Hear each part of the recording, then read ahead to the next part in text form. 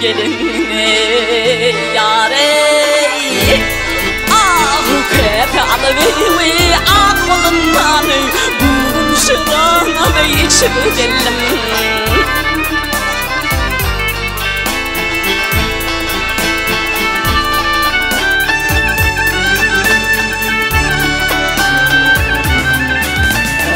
bir yavrum yanalina birdim Volkay tapalar kırdım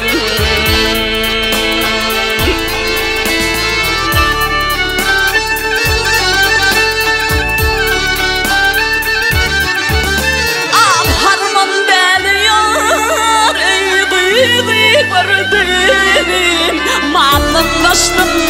geçir geldim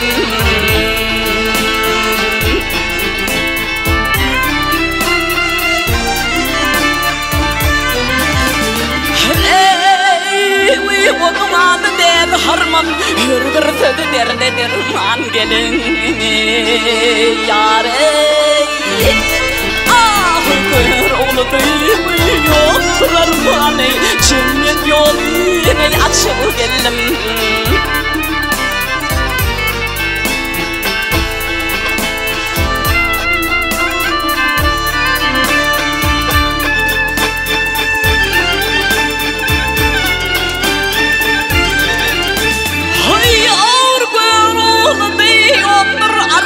cennet yolunu ah açıp geldim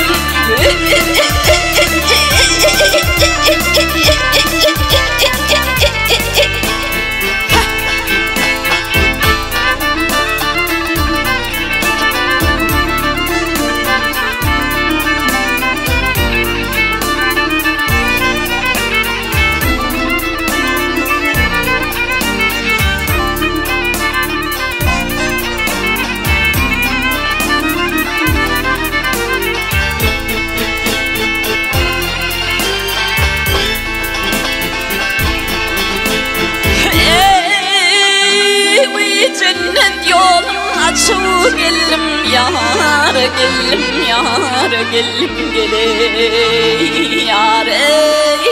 malım başladı geçip geldim